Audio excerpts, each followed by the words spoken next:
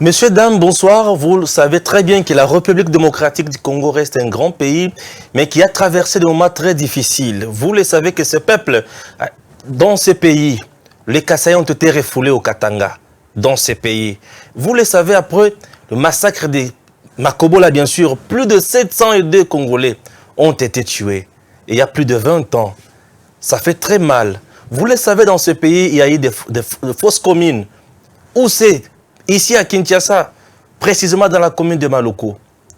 Est-ce que vous le savez qu'à Beni, il y a eu massacre, que certains Congolais ont été tués comme des sauvages? Messieurs, dames, est-ce que vous savez que la République démocratique du Congo a traversé des moments très critiques? Alors, toutes les victimes, est-ce qu'ont été remis dans leurs droits? Ça, c'est un problème. Est-ce qu'il faut qu'il y ait une justice? Est-ce qu'il faut qu'il y ait une réparation? Est-ce qu'il faut qu'il y ait la politique ou la justice du pardon? Ou qu'on fasse quoi? Alors aujourd'hui, nous avons l'honneur et le réel plaisir de parler de la justice transitionnelle en République démocratique du Congo et ses défis. Et pour en parler, je reçois pour vous le président de l'Association africaine de défense des droits de l'homme en République démocratique du Congo, Maître Jean-Claude Katende. Bonsoir, Président. Bonsoir. Nous avons le réel plaisir de vous recevoir aujourd'hui. J'espère que vous êtes très à l'aise. Ah oui, bien sûr. Je suis un habitué de ce plateau, donc je pense que je suis très à l'aise. Aujourd'hui, surtout qu'on aborde aussi les questions qui me tiennent beaucoup à cœur. Et surtout que c'est dans votre domaine. Exactement. La République démocratique du Congo a traversé des moments très critiques. D'abord pour les victimes, est-ce que vous avez un mot?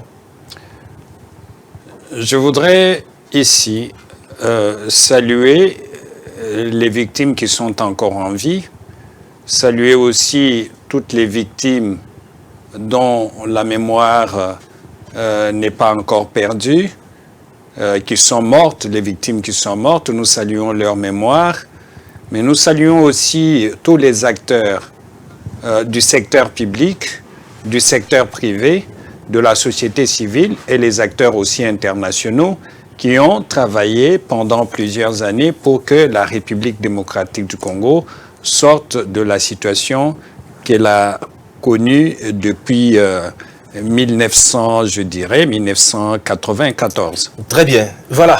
Alors, c'est avec lui que nous allons parler de la justice transitionnelle en République démocratique du Congo et des filles. J'espère que notre réalisateur Agnew Mabenga d'aujourd'hui, bien sûr, il va essayer de nous aider avec ce thème très important pour que vous puissiez le voir. Ça nous fera vraiment du bien.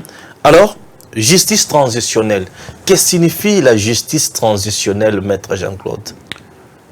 Bon, je pense qu'il est important de rappeler que plusieurs pays africains, comme aussi plusieurs pays à travers le monde, ont traversé des situations de conflit, des situations de guerre, soit une guerre civile, c'est-à-dire entre les populations d'un même pays, soit une guerre qui appelle la venue d'autres troupes, des troupes étrangères.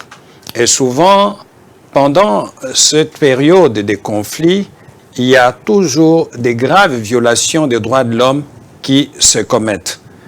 Et ces violations des droits de l'homme créent souvent des victimes. Et dans la plupart des cas, il faut que ces victimes puissent trouver une porte ouverte, non seulement pour accéder à la justice, mais surtout pour accéder aussi à des réparations et créer des conditions de cohésion nationale, parce que quand la guerre arrive, elle crée une fracture au niveau national. Les uns sont considérés comme des bourreaux des autres et cette situation de manque de cohésion nationale ne permet pas à ce qu'il y ait la réconciliation, il y ait la paix dans un pays et que le pays qui a traversé la situation de guerre puisse se ressaisir et se donner de nouveaux moyens pour pouvoir se reconstruire. C'est dans ce contexte-là de la guerre qu'on estime qu'il est important que la justice transitionnelle, c'est-à-dire qui permet à ce que nous puissions quitter la situation de guerre vers une situation de paix, de réconciliation et de stabilité puisse se mettre en place. Alors, comment cette justice voilà, peut revêtir plusieurs formes. Oui. Ça veut dire, en d'autres termes, qu'il peut y avoir, lors des crimes qui ont été commis, des crimes qui relèvent de la Cour pénale internationale, c'est-à-dire des crimes qui relèvent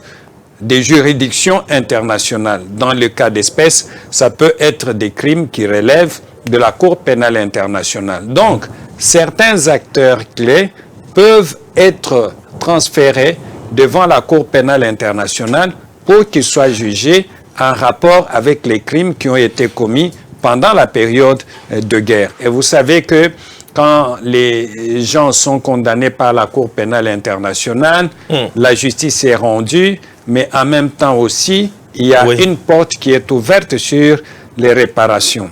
Très bien. Mais on peut aussi, dans le cadre de la justice transitionnelle, recourir à la justice nationale. Là, c'est dans le sens de savoir comment il fonctionne. Oui, évidemment. C'est pour ça que je dis la justice transitionnelle fonctionne sous plusieurs formes. Très bien. Ça peut être une forme internationale. Ça veut dire que les personnes qui ont commis des crimes qui relèvent de la Cour pénale internationale ou de la justice internationale peuvent être transférées, n'est-ce pas, devant ces juridictions internationales. Mais il ne faut pas oublier que dans les cas d'autres pays, il y a des tribunaux que je qualifierais des spéciaux qui ont été créés. Par exemple, le tribunal international sur le Rwanda. Très bien. Qui a permis, par exemple, dans la situation du Rwanda, de pouvoir se saisir d'un certain nombre de cas de violations des droits de l'homme pour juger les auteurs et ouvrir ainsi la possibilité à des réparations. Je dis que la justice transitionnelle peut fonctionner aussi sous forme d'une justice nationale, c'est-à-dire que les auteurs des crimes qui ont été commis sont jugés par les juridictions nationales. Récemment, on a suivi, sans vous couper la parole, Président, on a suivi le président de la République, Félix Tshisekedi, lors de son séjour, bien sûr, au niveau de la France. Il a dit, d'ici là, on peut mettre en place en République démocratique du Congo un tribunal pour juger les crimes commis sur le territoire national. Comment vous avez trouvé aussi cette idée? Je pense qu'aujourd'hui, la République démocratique du Congo a besoin de la réconciliation. Très bien. Ça, c'est important parce que sans réconciliation, les ambitions fixées par le président de la République ne peuvent pas être atteintes. C'est pour ça que dans son fonctionnement, la justice transitionnelle peut passer aussi par une commission vérité-réconciliation. Très bien. Et là, ce qui est important, c'est que on veut non seulement pour des besoins de mémoire, savoir qu'est-ce qui a été fait, qui a fait quoi et qui n'a pas fait quoi et qui sont les victimes. Il faut que tous ces faits soient documentés. C'est là le souci de rétablir la vérité et que les auteurs soient connus, les victimes qu'elles soient connues, les faits eux-mêmes qui soient documentés. Ça, c'est vraiment très, très important. Mais aussi, la commission vérité-réconciliation peut permettre à ce qu'un certain nombre de cas soient tout simplement pardonnés. Mais la satisfaction pour les victimes, c'est le fait qu'elles sont reconnues comme victimes, mais aussi que les bourreaux sont reconnus comme bourreaux et on leur donne la possibilité de demander pardon à leurs victimes. Et ça, c'est très important. Mais aussi, la justice transitionnelle peut fonctionner sur base tout simplement avec un objectif tout simplement d'organiser des réparations. D'organiser des réparations pour les victimes. Ces réparations peuvent revêtir un caractère individuel, c'est-à-dire que les victimes qui sont identifiées sont dédommagées de manière individuelle, mais ça peut aussi revêtir un caractère, n'est-ce pas, communautaire.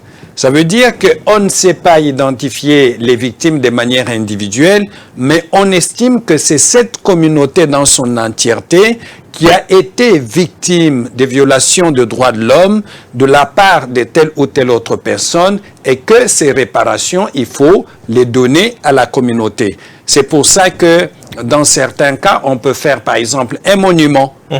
Un monument dans la communauté ou au niveau national qui doit rappeler qu'à telle époque et à telle période, il y a eu des événements malheureux où beaucoup de gens sont morts.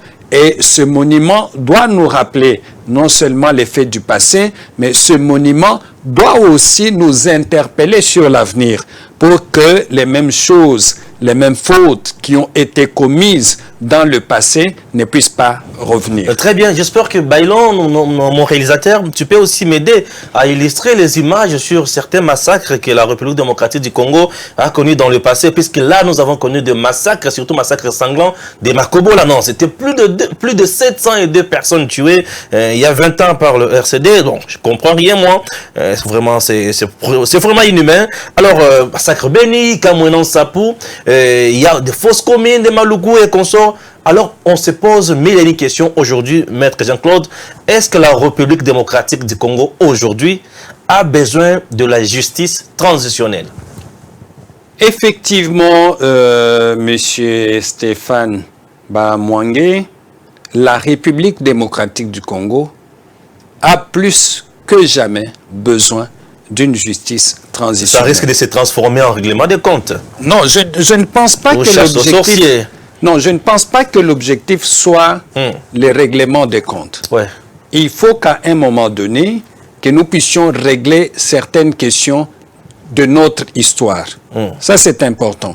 Parce que nous avons l'impression qu'en République démocratique du Congo, on veut tout simplement couvrir le passé sans l'analyser, sans le traiter, pour que les générations d'aujourd'hui et celles de demain puissent tirer des conclusions. Vous avez rappelé, par exemple, les massacres de Makobola. Il y a eu aussi les massacres de Mwengue, où les femmes ont été enterrées vivantes. Ce n'est pas possible. Les femmes ont été enterrées vivantes. Il y a eu les massacres de Kasika, où les gens ont été massacrés.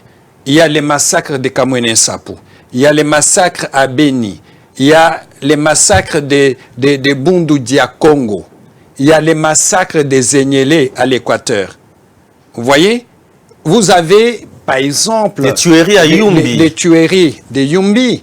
Vous avez, par exemple, les gens qui ont été tués en 2015 lors des manifestations contre la loi qui voulait renvoyer les élections présidentielles et législatives à plus tard. Très bien. Vous avez toutes ces personnes qui ont été massacrées en 2016, en 2017 et au début de l'année 2018, dont les victimes sont connues, les auteurs sont aussi connus, mais on n'a jamais ouvert ces dossiers pour qu'ils puissent faire l'objet d'un débat au niveau national. Que les victimes soient identifiées comme victimes, que les auteurs soient identifiés et qu'on mette en place un cadre qui permet aux uns et aux autres de se parler. Comment le faire? Le président de la République dit de ne vouloir pas fouiner dans le passé. Ça devient compliqué là. Non, je dois vous rappeler qu'aujourd'hui, il y a une résolution, du Conseil des droits de l'homme qui demande à la République démocratique du Congo non seulement de lutter contre l'impunité, mais de mettre en place un mécanisme pour la réconciliation nationale. Cette résolution existe. Donc, il y a d'abord un besoin au niveau national de faire en sorte que la justice transitionnelle puisse se mettre en place pour créer les conditions de cohésion, pour créer les conditions de réconciliation nationale entre les victimes et les bourreaux, mais aussi entre tous les Congolais.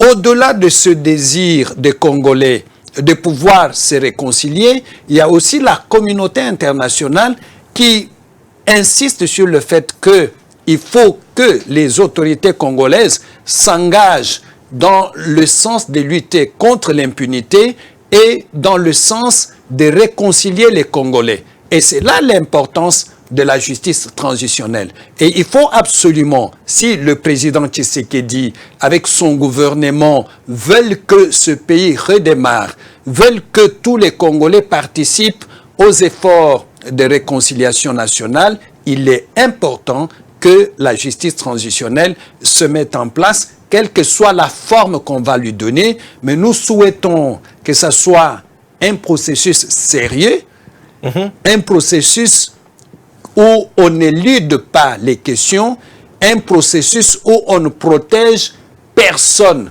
Parce que nous savons aujourd'hui qu'il y a certaines personnes qui étaient auteurs de certains massacres qui sont dans les institutions. Il faut que ces personnalités soient identifiées, soient connues. On peut leur pardonner ce qui est arrivé. Ça, c'est la question qui va être posée. Maintenant, quand vous dites, est-ce qu'il faut fouiner dans le passé? Mais c'est important de le faire. Oui, c'est ça, ça chauffe à ce niveau-là.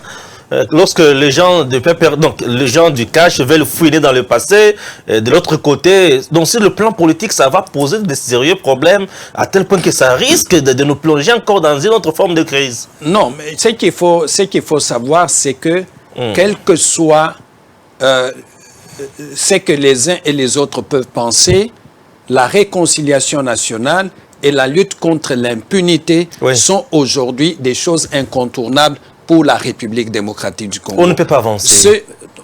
On ne peut pas avancer tant que ces questions ne sont pas abordées. On ne peut pas avancer. Donc, il est important aujourd'hui, quand nous parlons de la justice transitionnelle, nous ne voyons pas que les gens du FCC. Il n'y a pas de personnes désignées. Mais nous savons quand même qu'il y a un certain nombre d'événements malheureux, des violations des droits de l'homme qui sont survenus en République démocratique pendant du Congo. Leur règne? Oui, bien sûr, pendant leur règne. C'est ça, ça frise maintenant à ce niveau-là. Non, je pense que même les gens du FCC doivent être sérieux. S'ils n'ont rien fait, pourquoi ils vont s'opposer à ce que les mécanismes de la justice transitionnelle ne se mettent en place? S'ils reconnaissent qu'ils ont fait des choses, parce qu'aujourd'hui, nous avons des gens qui sont dans les institutions, qui sont dans le gouvernement, qui ne veulent pas du tout de la réconciliation nationale, qui ne veulent pas qu'on aborde les questions liées au massacre de Yumbi, qui ne veulent pas qu'on aborde les questions liées au massacre de Kamwene Nsapu, au massacre de Bundu Dia Congo, au massacre des jeunes des Évrais ici à Kinshasa, qu'on appelle communément les Kuluna. Oui, voilà. Je pense que tous ces dossiers doivent faire l'objet d'un débat national pour que nous puissions tourner la page et faire avancer notre pays. Et je dis à ceux qui étaient impliqués dans tous ces massacres ici, qu'un jour ou un autre, quels que soient les blocages qu'ils peuvent dresser face à ce qui est en train de se mettre en place, un jour ou un autre, ils rendront des comptes à la justice. Mais lorsque vous appuyez cette justice, concrètement, vous faites allusion à qui? Puisque c'est compliqué là. Puisque les gens qui nous suivent à la maison le savent et comprennent facilement que là, les gens des droits de l'homme, vous acharnez beaucoup plus sur le régime passé. Non, ce n'est pas un problème d'acharnement. Il est important que ceux qui détiennent le pouvoir se mettent en tête qu'ils ont le pouvoir pour le bien-être de la population, qui sont au pouvoir pour que les citoyens vivent en sécurité, ils sont au pouvoir pour que les citoyens puissent en fait être protégés. On ne peut pas accepter que ceux qui sont au pouvoir puissent se permettre un certain nombre de violations des droits de l'homme seulement par le seul fait qu'ils sont au pouvoir.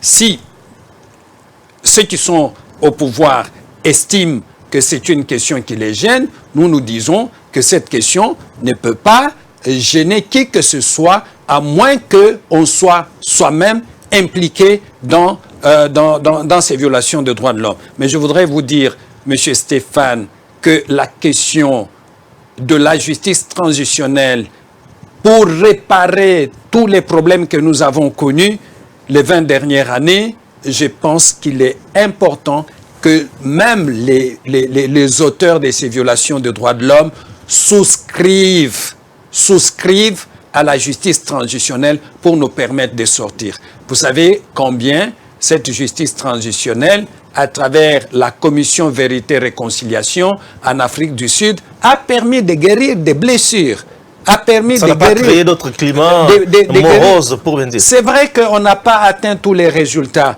mais du moment où on crée un cadre pour permettre aux citoyens de discuter, de parler de ces choses, de parler des faits, de parler des auteurs, de parler des crimes et éventuellement permettre à la justice de fonctionner, je crois que c'est un pas important pour libérer la République démocratique du Congo de ce fardeau que notre pays porte vis-à-vis de toutes ces personnes qui ont été tuées à Makobola, qui ont été tuées à Kasika, qui ont été tuées à Les vrais auteurs Mwenga. de massacre de Makobola, on cite les RCD et les autres. Est-ce que les gens encore du RCD, puisque certaines têtes du RCD se trouvent encore dans le gouvernement aujourd'hui, qui occupent des fonctions, qui sont un peu très puissants, vous ne voyez pas que ça risque encore de fragiliser la jeune démocratie que nous avons? Bon, il faut dire que la crainte, c'est toujours à ce niveau-là. Non, je ne vais pas à ce niveau ici commencer à citer qui a fait quoi.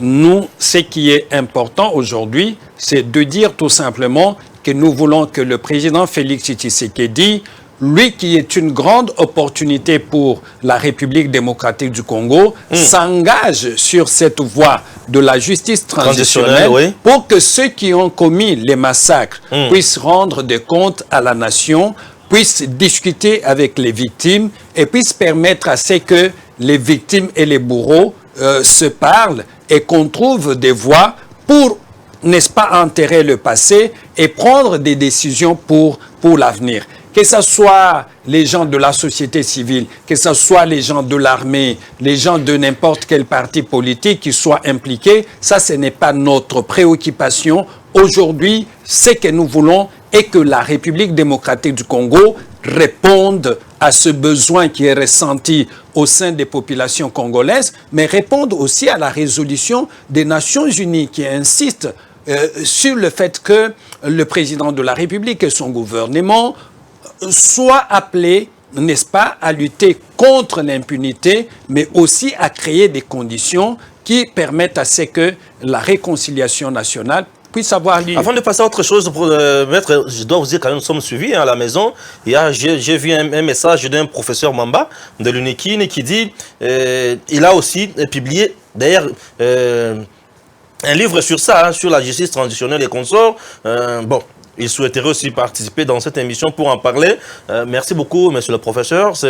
Nous avons lu votre message, c'est pour prouver que nous sommes en direct et ça nous fait énormément du bien. J'espère que vous soutenez vraiment cette justice transitionnelle. Vous faites partie des acteurs qui soutiennent cette justice. D'abord, de par ma position d'observateur de la scène politique et sociale, voire économique de la République démocratique du Congo, je suis conscient que notre pays a des problèmes sérieux. Même si certaines personnes font semblant, notre pays a des problèmes sérieux. On a tué énormément de Congolais depuis 1994, il y a peu. Beaucoup de Congolais ont été tués.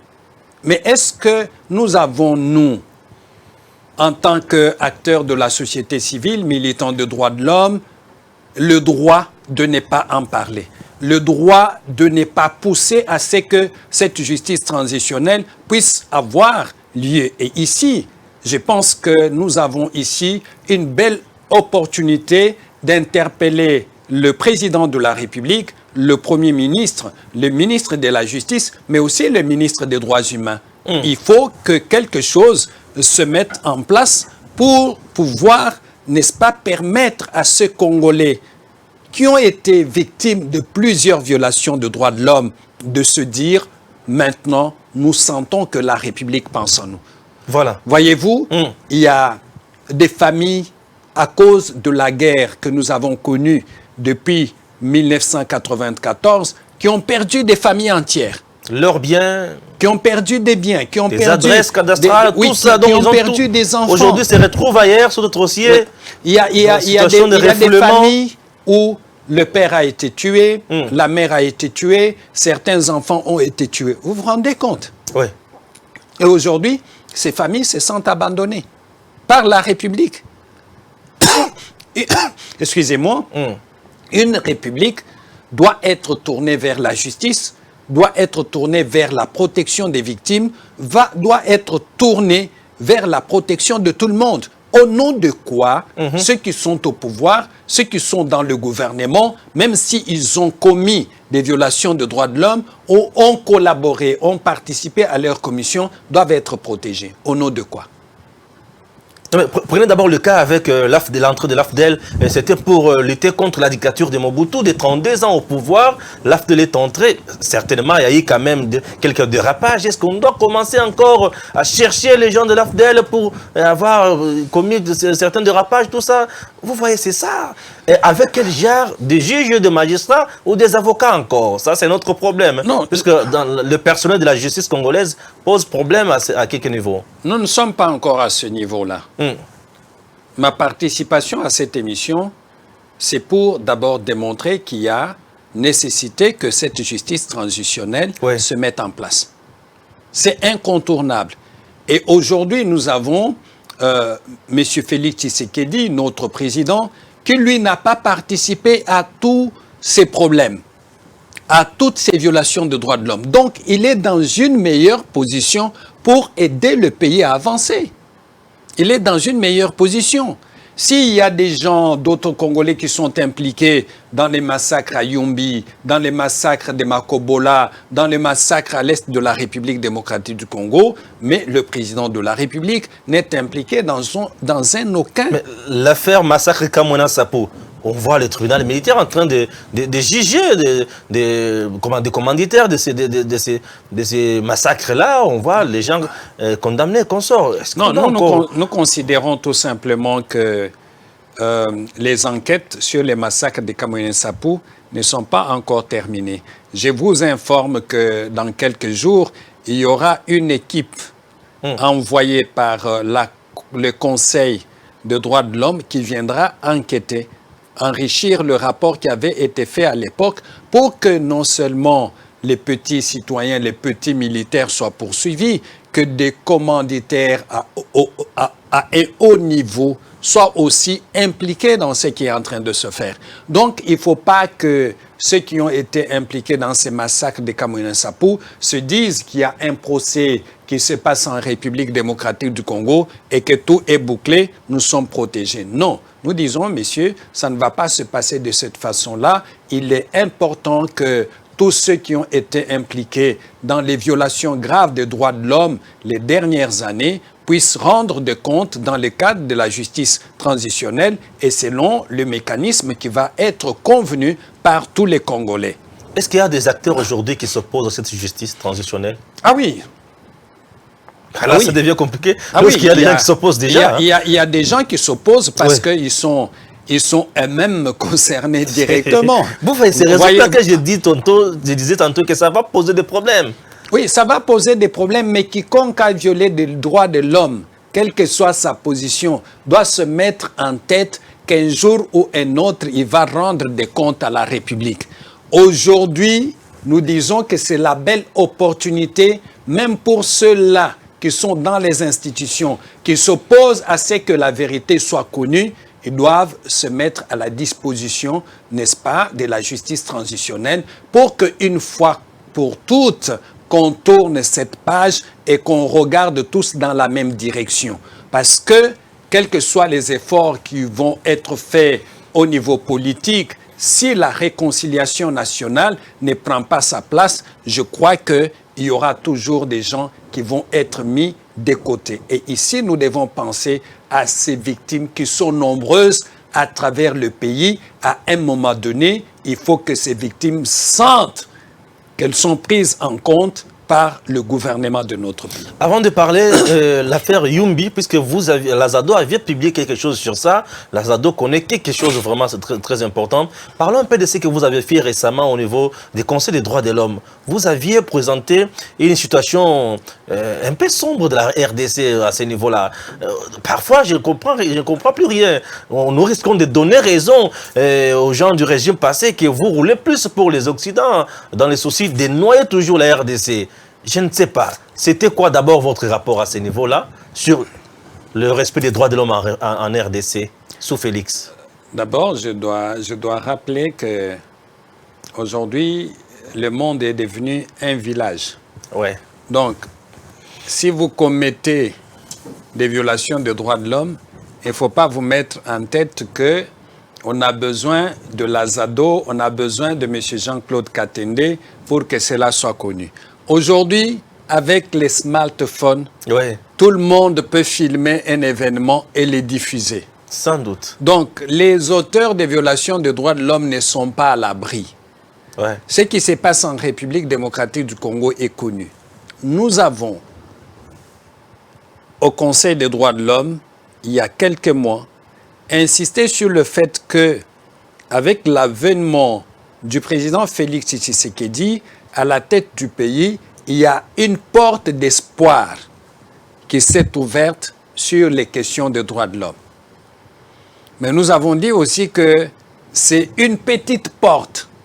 Hein? C'est vraiment une petite porte. Porte Et d'espoir, petite porte. C'est une compliqué. petite porte d'espoir. Ça veut dire en d'autres termes qu'avec le président Félix Tshisekedi, il a donné des signaux importants qu'il veut que la situation des droits de l'homme change. Il a libéré les prisonniers politiques, il a fermé les cachots que moi je qualifie de cachots clandestins, il a libéralisé, il a permis à ce que les gens s'expriment, les gens manifestent, mais en même temps, nous voulons dire qu'il faut que ces efforts soient maintenus. Vous savez aussi qu'il y a quelques mois, certaines manifestations pacifiques des mouvements de la société civile, des mouvements citoyens, voire même certaines manifestations organisées par la ZADO, ont été soit dispersées, soit tout simplement réprimées, alors que nous sommes sous la gouvernance du président Félix Tshisekedi. Ça veut dire que les efforts du début n'ont pas été maintenus. Voyez-vous, n'ont pas été maintenus. C'est pour ça que nous disons que c'est une petite porte d'espoir. Parce qu'il ne faut pas oublier que les forces négatives qui ne veulent pas de la liberté d'expression, qui ne veulent pas que les Congolais puissent jouir des droits qui leur sont conférés par la Constitution, ces forces sont encore là. Vous voyez tous les Wewa qu'on a tués par les policiers. Mais eux aussi exagèrent, hein. Les Wewa aujourd'hui se prennent pour de petits yeux. C'est compliqué là. Non, je ne veux pas qu'on puisse voir la question sous cet angle-là. S'il y a un Wewa qui se compromet, nous avons des lois très claires, il faut l'arrêter, les traduire en justice, qu'il soit condamné et envoyé en prison. Mais un homme ou une femme de la police ou de l'armée qui a reçu la mission de protéger les citoyens et leurs biens ne peut pas se permettre de tuer un autre Congolais, de tuer un Congolais dont il a la charge d'assurer la protection tout simplement parce qu'il est policier ou tout simplement parce qu'il est militaire. Vous voyez? Donc, nous disons que ces forces négatives qui ne veulent pas que la nation avance sur le plan des droits de l'homme existent encore aujourd'hui. Et nous ne pouvons pas accepter que ces forces prennent les dessus sur la volonté du président de la République et du gouvernement de faire en sorte que tous les Congolais puissent jouir de leurs droits constitutionnels. Voilà, messieurs, dames, si vous nous suivez de partout, sachez très bien que nous sommes dans l'émission Tango Koki, mais spéciale aujourd'hui sur la justice transitionnelle. Pourquoi? Puisqu'il y a eu beaucoup de victimes dans notre pays qui doivent être, bien sûr, mis dans leurs droits. Donc, c'est une très bonne chose. Aujourd'hui, nous recevons pour vous Maître Jean-Claude Katende. Il est le président national de l'Association africaine de défense des droits de l'homme en RDC. Alors, avant de parler des défis de la justice transitionnelle, Maître, ou des obstacles en quelque sorte, parlons d'abord de Yumbi. Récemment, j'avais de poser cette question ici. À Yumbi, il y a eu massacre. Le gouverneur Gentilin Ngobila, il était gouverneur dans cette partie du pays-là.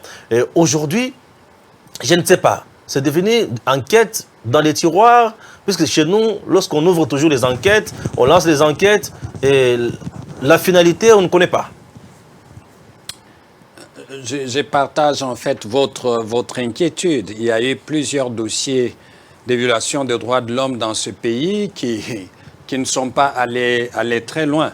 Mais je voudrais vous assurer, monsieur Stéphane, que personnellement, je suis convaincu que même ceux qui sont au pouvoir, qui sont dans les institutions, qui à un moment donné de l'histoire de notre pays ont facilité, ont commis, ont perpétré des violations des droits de l'homme, ils seront rattrapés un jour. Ça, c'est la conviction que j'ai. Et je suis convaincu que maintenant qu'ils suivent cette émission, ils ne peuvent pas être en paix. Ils ne peuvent pas être en paix. Les enquêtes pour les massacres de Yumbi, comme vous le savez tous, il n'y a presque personne qui en parle. Mais ce qui est sûr, c'est que les massacres de Yumbi ne resteront pas impunis. Ne resteront pas impunis. Si M. Gentini Ngobila est impliqué d'une manière ou d'une autre, ce n'est pas sa position de gouverneur de la ville de Kinshasa qui va empêcher la justice un jour de pouvoir opérer. Qu'est-ce qui s'est passé concrètement à Yumbi, selon vos informations? Non, selon nos informations, il y a eu des querelles entre deux communautés. Mais comme vous le savez, derrière chaque communauté, il y a toujours des hommes politiques. Des leaders du coin. Des leaders du coin ou des leaders qui sont à Kinshasa et qui attisent le feu. Ouais. Et la plupart des conflits communautaires, que ce soit à Ituri, que ce soit dans les Tanganyika, que ce soit ailleurs, sont toujours, n'est-ce pas, téléguidés, poussés par ces hommes politiques. Et ce que nous savons, c'est qu'il y a eu des morts. Il y a eu des morts. Et ici, je ne voudrais pas qu'on se mette dans la discussion des chiffres. Oui. Parce qu'en République démocratique du Congo, nous devenons de plus en plus une société déshumanisée. Une personne qui meurt, même un enfant congolais qui meurt, de manière gratuite, doit faire l'objet des préoccupations de tous les Congolais. Ouais. Il ne faut pas qu'on dise parce qu'il y a eu une personne tuée, ce n'est pas important. En ce moment-là, nous perdons la caractéristique d'une république qui doit en fait s'intéresser à tout le monde. Qu'on tue une personne, qu'on tue deux, qu'on tue 1000, qu'on tue 4000, ce qui est important, c'est qu'il n'y a personne à qui la loi donne le pouvoir de mettre fin à la vie de quelqu'un d'autre si ce n'est pas dans les formes qui sont prescrites par les lois de la République démocratique du Congo. Très bien. Et nous devons, ici, j'en appelle à la conscience de tous les Congolais, même si c'est votre propre frère qui a été auteur des violations de droits de l'homme ces 20 dernières années, même si c'est votre leader politique, il faut vous désolidariser de lui. Il faut vous désolidariser. C'est impossible en RDC. Hein. Est-ce que les gens comprennent vraiment ça? Mais c'est pour ça que nous parlons. Oui, pour que si quelqu'un de ma famille, quelqu'un de ma province, quelqu'un de mon clan est impliqué dans les violations de droits de l'homme et qu'on cherche à mettre la main sur lui, je ne dois pas m'y opposer. Nous avons besoin d'une république juste pour tout le monde. Parce qu'il est de ma province, il est de ma famille, il est de mon clan. Au nom de quel droit il peut se permettre de tuer quelqu'un d'une autre tribu, d'une autre famille, alors que tous nous sommes des Congolais? Il faut qu'à un moment donné, qu'on mette fin à cette impunité. Et nous avons là une belle opportunité parce que tous les Congolais veulent de la réconciliation. Tous les Congolais veulent que la justice s'occupe d'un certain nombre de dossiers que notre pays a connus et qui sont des dossiers malheureux. Et la justice transitionnelle nous donne plusieurs possibilités, plusieurs ouvertures pour pouvoir non seulement documenter la vérité sur les faits qui sont arrivés, non seulement juger certaines personnes, mais aussi donner la possibilité aux victimes d'accéder à cette reconnaissance, être reconnues comme victimes de tels faits qui est arrivé à Kasika, qui est arrivé à Makobola, qui est arrivé à Mwenga, qui est arrivé dans l'espace Kasaï, qui est arrivé dans le Congo central, qui est arrivé à l'est de la République démocratique du Congo. Être reconnu comme victime, c'est déjà une reconnaissance. Mais cette reconnaissance peut donner aussi lieu à des réparations. Et les victimes en ont droit. Quels sont les vrais obstacles de la justice transitionnelle, Maître Jean-Claude Katendi? Les vrais obstacles pour la République démocratique du Congo, ça c'est compliqué. C'est que d'abord, beaucoup de Congolais ne savent pas. C'est que on entend par la justice transitionnelle. Ouais. C'est pour ça que ces genres d'émissions sont des émissions importantes. Et je salue en passant les professeurs qui vous a écrit. Le professeur Mwamba, oui. Le professeur Mwamba qui vous a écrit. Est-ce qu'il a publié sur ça? Oui, je serais bien intéressé de participer avec lui dans une autre émission où nous allons pouvoir sensibiliser les Congolais par rapport à cette question de la justice transitionnelle. Donc, il faut d'abord que ça soit connu. Il faut que les gens sentent que nous avons le besoin dans ce pays de cette justice transitionnelle. Ça, c'est le premier obstacle, c'est l'ignorance. Le deuxième obstacle, c'est la présence des auteurs de certains crimes, de certaines violations de droits de l'homme dans les institutions.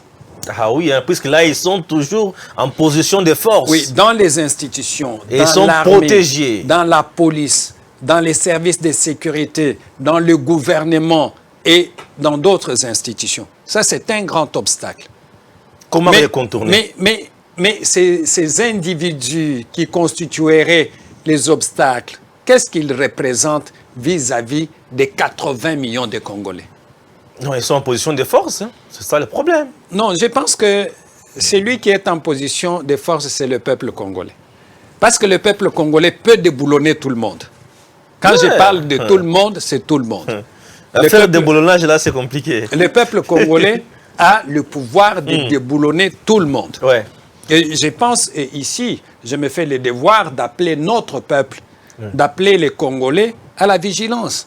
Il ne faut pas que ces personnes impliquées dans les massacres à gauche, à droite, prennent en otage les institutions de la République. Prennent en otage les institutions de la République. Si vous avez été dans un parti politique qui a tué les gens, vous en êtes responsable.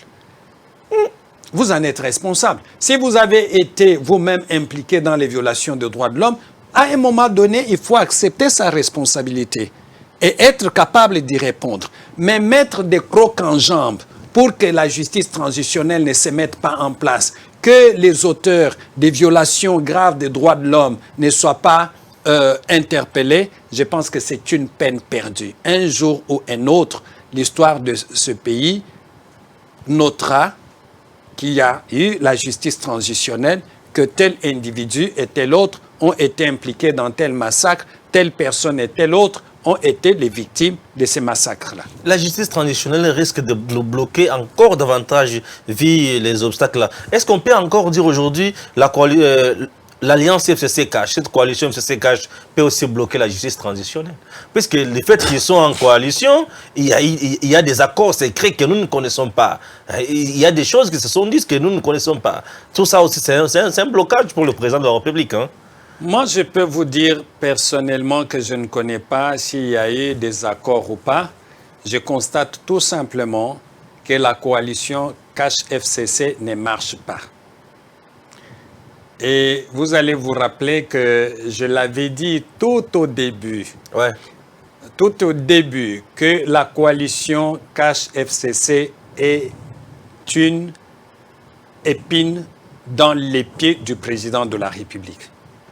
Et aujourd'hui, petit à petit, les gens me donnent raison. Les problèmes des visionnaires, c'est toujours de dire les choses avant que tout le monde ne puisse voir clair. Et vous aviez prédit qu'il y aura confrontation entre les deux. Exactement. C'est dans notre générique, hein, c'est très longtemps là. J'avais dit aussi à l'époque que quoi qu'il arrive, il y aura la confrontation entre les FCC et le CACH. Et aujourd'hui, cette confrontation se met en place. C'était entre les bases, aujourd'hui c'est entre les leaders. Vous avez entendu... Le cadre, les leaders entre Félix et Joseph, il n'y a rien. Et se voient et se rencontrent à tout moment. Mais c'est entre les cadres. Oui, mais je ne peux pas... C'est Chadar qui parle à gauche, c'est Kaboum qui réunit aussi sa base, tout ça. Personnellement, je suis en difficulté de croire que la vie de la nation tourne autour du président de la République et M. Joseph Kabila. j'ai difficile de croire. L'avenir du Congo et la vie du Congo tournent autour du peuple congolais. Mais aujourd'hui, nous vivons autre chose. Oui, mais je vous dis la preuve en est que, sans vous couper la parole, Président, la preuve en est que les ordonnances nommant Kyungu et les autres à la GECAMIN, à la SNCC, seront appliquées d'ici là, puisque Joseph Kabila a donné son accord. C'est Vital Kamerhe qui l'a approuvé de là où il est en Europe. Voyez un peu ça. Donc, ce pays est dirigé aujourd'hui sur base des humeurs des gens, des uns et des autres. Mais ce qui est vrai, c'est que les gens ne se rendent pas compte que la République est en train de progresser. Et que les attitudes qu'on avait... Non, de progresser. Ah, vous savez d'abord que faire partir Kabila du pouvoir, M. Kabila du pouvoir, ce n'était pas une chose facile. Non, il n'est pas parti, il est la plaque tournante du pouvoir. Non, M. Kabila... Tout passe par lui aujourd'hui. Oui, s'il ne dit pas oui, rien ne marche. Oui, tout passe par lui, mais aujourd'hui, M. Kabila n'est pas notre président. Nous avons un autre président qui a sa façon de voir les choses, qui a sa façon de procéder, mais ce n'est pas M. Kabila qui est au pouvoir. Et donc, M. Kabila n'est pas parti du pouvoir de gaieté, de cœur. Il y a eu des pressions au niveau national, mais aussi au niveau international. Et je crois personnellement que c'est le peuple congolais qui décidera de ce que ce pays deviendra un jour. M. Joseph Kabila et les présidents de la République peuvent convenir de telle ou telle autre chose, mais il nous revient à nous, le peuple, de voir si ce qui est fait par les deux partenaires profite à la République démocratique du Congo ou pas.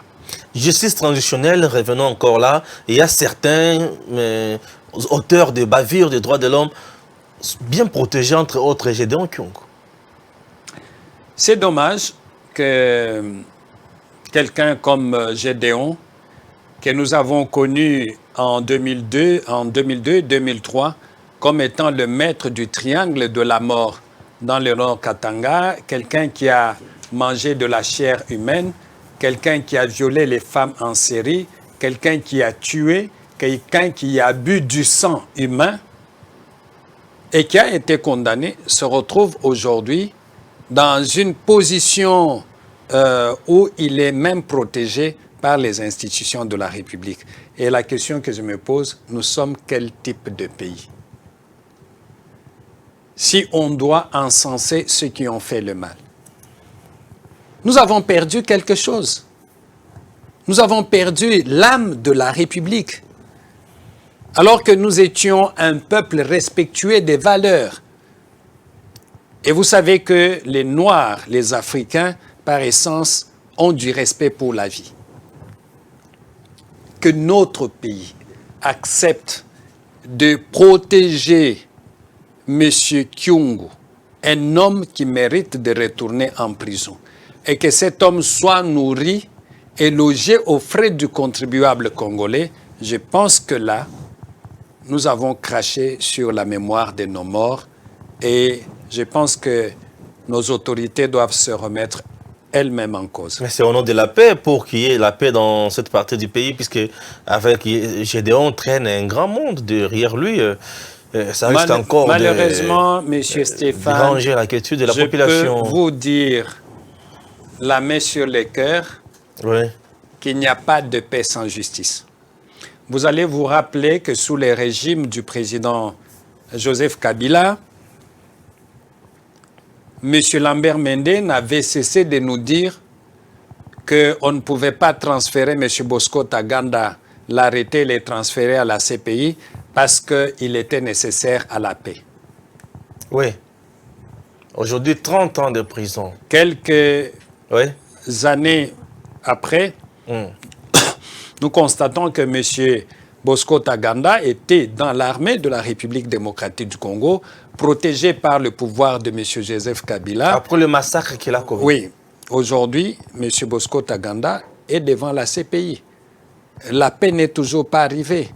Mais au moins, nous savons que grâce à la justice internationale, ce monsieur est mis dans une situation où il ne pourra plus opérer encore des massacres, opérer encore des violations de droits de l'homme et des faits qui ont été mis à sa charge devant la Cour pénale internationale. Puisque vous avez cité Bosco Ntaganda, aujourd'hui on peut dire que certaines têtes qui étaient du régime passé peuvent tomber à cause de la condamnation de Bosco Ntaganda. Sa condamnation fait peur à qui? Non, mais vous savez que Bosco Ntaganda n'a pas opéré seul. Oui. Les massacres qu'on lui reproche à l'Est, à Ituri, il y a aussi d'autres violations de droits de l'homme dans lesquelles M. Bosco Ntaganda est impliqué à l'Est de la République démocratique du Congo et pour lesquelles il n'a jamais été poursuivi. Oui. Voyez-vous? Et donc, nous pensons que le pouvoir qui a protégé Bosco Ntaganda doit nous dire pourquoi un criminel de ce niveau-là, le régime de Kabila l'avait protégé et l'avait utilisé dans l'armée de la République démocratique du Congo. Pourquoi? Vous avez des preuves, là, vous accusez, hein? Non, je Que n'accuse... Bosco Ntaganda a été utilisé dans l'armée de la RDC, c'est compliqué. C'était quelqu'un qui était connu, rebelle. C'était un criminel avéré. Pourquoi a-t-on gardé un criminel de ce type-là dans l'armée de la République démocratique du Congo? Pourquoi a-t-on refusé de les transférer devant la CPI alors que nous savions bien que ce monsieur a participé à la mort de Congolais? A participé à la mort de Congolais. C'est pour ça que nous disons que tout ça est arrivé.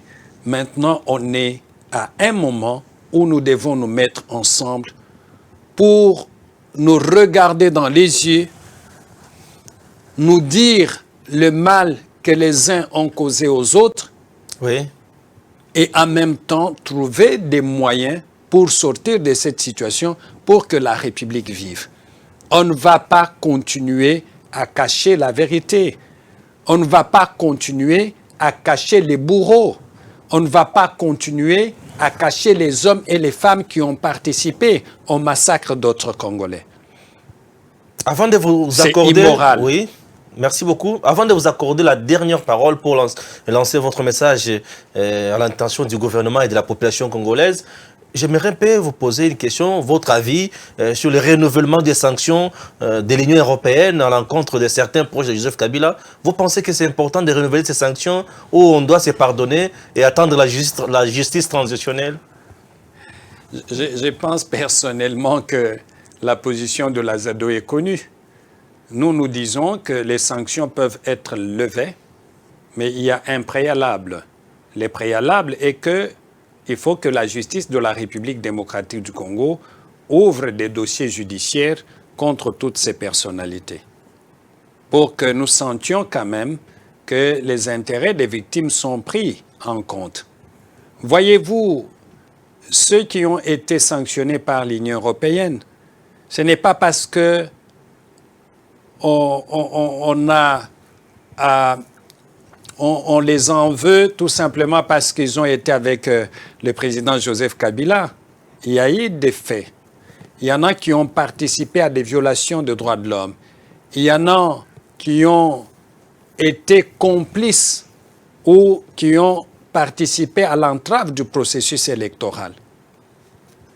Et tous ces faits ont causé des victimes. Vous allez vous rappeler de Rossi Mukendi. Vous allez vous rappeler de Kapangala. Vous allez vous rappeler d'autres jeunes qui ont été fauchés dans ce pays par le fait tout simplement qu'un groupe de Congolais avait décidé de garder le pouvoir au-delà du délai prévu par la Constitution. Est-ce qu'il faut attendre? Nous disons, tant que la justice congolaise ne s'occupera pas de ces dossiers des personnalités du FCC qui ont été sanctionnées, nous avons demandé que l'Union européenne maintienne les sanctions. Mais est-ce que c'est une question qui peut être abordée lors de la justice transitionnelle? J'ai dit oui, parce qu'il y a des victimes. Parce que ces faits ont aussi contribué à briser la cohésion entre les Congolais. C'est un des dossiers qui peut être inscrit dans les mécanismes de la justice transitionnelle. En une minute, votre message pour terminer l'émission. Notre message est celui d'abord adressé au peuple de la République démocratique du Congo en disant que notre pays a passé des moments très difficiles, des moments où nos frères, nos sœurs ont été tués par d'autres Congolais.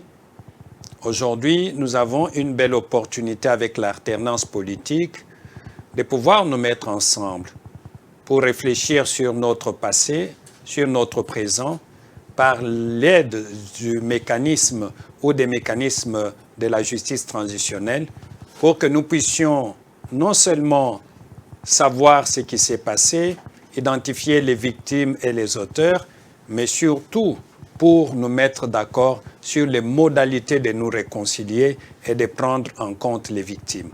Je demande au gouvernement de la République démocratique du Congo et au président Félix Tshisekedi de travailler dans le sens de mettre en œuvre la résolution du Conseil des droits de l'homme qui insiste pour que la lutte contre l'impunité devienne effective, qui insiste pour que la réconciliation nationale puisse avoir lieu, et cette réconciliation a une belle opportunité de passer par les mécanismes, n'est-ce pas, de la justice transitionnelle.